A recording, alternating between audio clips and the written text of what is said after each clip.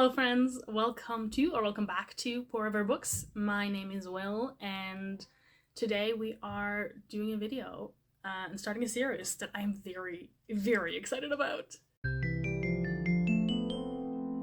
This video is the first video of my Les Mismas series, which will be the series in which I talk about Les Miserables and get to really just dive into my love for this book slash musical slash movie slash anime.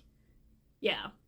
If you don't know, Les Miserables is a book written or published in 1862, written by Victor Hugo, a French author. And it basically is about existence of like the underclass, basically what it means to be poor, how society has failed, and it's a very, very political and philosophical book. You have probably heard about the musical. There was a movie musical made in 2012.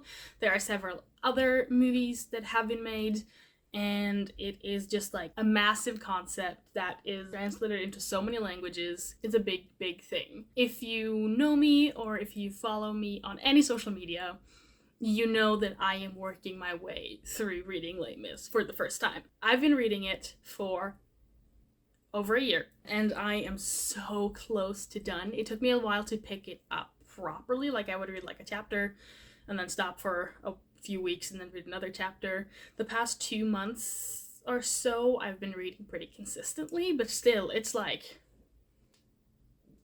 a massive book.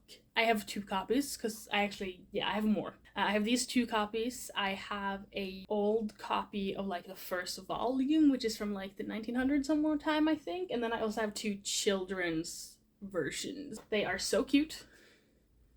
And this one's a pop-up book.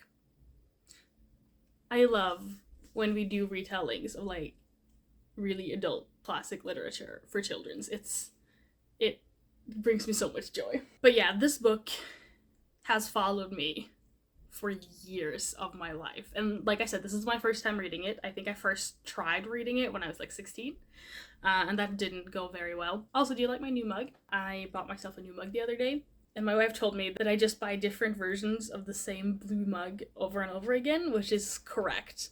But I love this mug. Almost 10 years ago, I was 16 or 17, and my boyfriend at the time sent me a link to the 25th anniversary Les Mis concert, which featured Nick Jonas. For those of you who didn't know that Nick Jonas played Marius in Les Mis, he's done that. And my boyfriend said, I know you sort of like musicals, I think you would really like Les Mis. I think you would enjoy this. And so I watched the whole playlist. I was obsessed with the concept. It took me a while to understand the plot because the concert is just the music and it doesn't really explain the plot very well. So I had to like read the descriptions to figure out exactly what was happening, who which characters were, what their relationships were, who died, etc., etc. But I was hooked. I was like in it. So since I was on Tumblr at the time, I went and searched for the fandom spaces for Les Mis, and this was also around the time that the 2012 movie came out too. So there was like all this Les Mis content happening, and there was a very solid fan base for Les Mis. Being the person that I was, I ended up joining like a role-playing group where we would play different characters from the book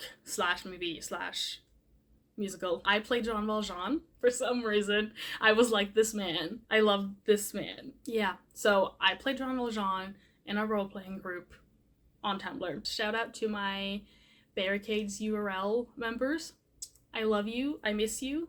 Hope you're all doing well. But in this group, I started talking to a bunch of these other writers and creators who were also in the same fandom. One of them I followed on Instagram, and then a while later we started talking, and then a while later we started dating, and now we're married. So that's the story of how I met my wife, and that's the story of how I moved to Canada, and how I became the person that I am. And so basically, thanks to my ex-boyfriend who got me into this musical for a 19th century novel, I am happily gay and married. I think Victor Hugo would approve. I love telling the story so much. It makes me so happy to be able to say, oh yeah, no, I met my wife this way.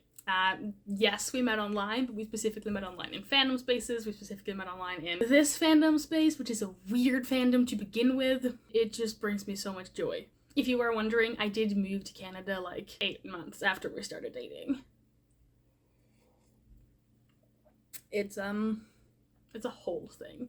But that is why Les Mis is very important to me, and so I'm excited to finally be reading it. My wife is also reading it, so we're reading it together. They are currently in like the 20% mark, but they're also listening to it on audiobook, so that's going to be much faster than my very slow, steady pace of reading it for over a year. Once we are both finished with reading it, we're going to be watching some of the movies together, and we're going to do like a review comparison. We're at least going to watch the 2012 version, the one that has Russell Crowe and Hugh Jackman. We are probably going to watch the one with Liam Neeson, and then I think there's another from the 90s, 2000s that we're also going to watch. There is an anime for Les Mis. If you didn't know, there is an anime. It's called Shoujo Cassette. I started it a while ago, and I stopped within a few episodes, so we'll see if we watch that again. And we will see what other fun, funky, fresh movies we stumble across. So basically, since this is my Christmas celebration, reading Les Mis is basically my Christmas celebration. Will be a little reading vlog / Christmas vlog. There will be a review / wrap up once I finally finish this thing, and then there will be a video of like the movies and a final thoughts wrap up. I hope to God I can finish this book. It's been such a journey. Like, look at this. I'm not even close to being done, but I'm also so close to being done. I'm reading 2 different translations, by the way. I am reading the Penguins Classics Deluxe Edition, which is translated by Christine Donoghue. I don't know how to pronounce it. Donofer, maybe. And then I'm also reading an ebook version, also doing little highlights. There are so many good quotes in this book. I am losing my mind. That's so sad. There's not a lot of highlighting in the earlier one, apparently. But the most recent ones, lots of highlights. This book is so beautiful and so well written, and there are so many good lines. But yeah, I've been reading it on ebook when I'm on the go, and then I'm reading it in physical form while I'm at home. Also, can we talk about this cover? This cover is also designed by someone who I followed on Tumblr in my Les Mis days. So it fits. It fits. I love that. I love that for me. Anyways, I have thoughts. This book spans over like so much time, and there are so many historical events, and sometimes Hugo writes so convoluted about things. He's like, meet this character anyway, here's his entire backstory. He was born, and he was raised, and he was interested in these 700 different things. And then he's in the book for like 3 chapters. But he gets 5 chapters exposition. Like, there's so much. So far getting through it. My least favorite section was originally the section on Waterloo. Because he has to talk about the Battle of Waterloo. Of course, because this is like taking place from like 17... I don't know dates. But like, Battle of Waterloo and onwards until the June Rebellion and a little further. And so he has to talk about the Battle of Waterloo, but he describes it in like such exhausting detail. I enjoy history. I don't care about war history. And so him just digging into and saying, yes, this is how the battle happened. I'm like, I'm so not interested. I'm so not interested. I just want to read about Jean Valjean. But you can't have the story without the historical details, and so I appreciate the context. But it's a lot. It's a lot. My current least favorite part is, what is it, volume 4, chapter 1, I think, or something? Chapter 3, maybe? I don't know.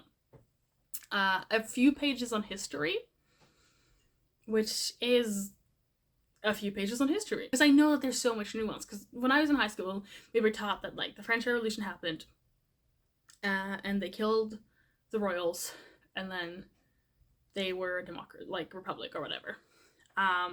That's very much not how it happened. Very much it was like, the revolution happened, but then they got another royal family, and then there was a whole bunch of political drama in between, and then there was like, it's so much more convoluted than what I realized it was. If I want to fully understand this book, I have to do like detailed research into knowing France's political history so I can understand everything that Victor Hugo is referencing. And it's, I'm probably not going to do that. I'm probably just going to read what it says and be like, yeah, I don't know what that means. Cool.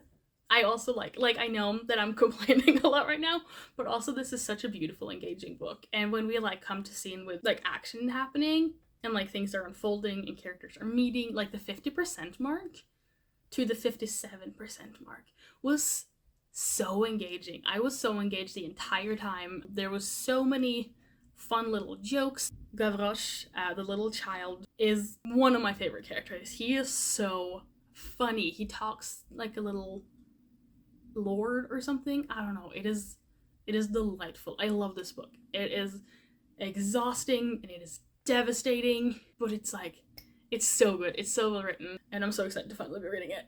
Anyways, that is my rant. Ooh. I will update you when I have more to update you on.